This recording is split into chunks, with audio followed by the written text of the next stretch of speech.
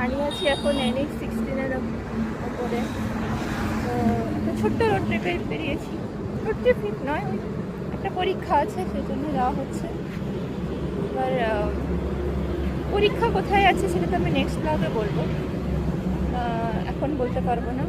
কিন্তু দেখুন এই জায়গাটা দেখুন, প্রথমে গেস করুন এই জায়গাটার নামটা কি। এই হচ্ছে আমাদের বাস। আমরা বাসে যাচ্ছিলাম কারণ সাউথ ইস্টার্ন রেলওয়ের অবস্থা খুবই খারাপ, তাই বাসই আমাদের কাছে বেস্ট মনে হয়েছিল। এটা একটা ধাবা। এবার এই ধাবায় কিন্তু কলকাতাগামী সমস্ত বাসগুলি আসে। কলকাতা কেন যাচ্ছি সেটা কিন্তু বলবো পরের ব্লগে। এবার আমাকে সবাই বলো এই জায়গাটার নাম, যারা মোটামুটি কলকাতা গিয়ে থাকো সবাই জেনে থাকবে এই জায়গাটার নাম কি, কারণ এই জায়গাটাতে সমস্ত বাস কিন্তু রেস্টের জন্য দাঁড়িয়ে থাকে। বলো বলো।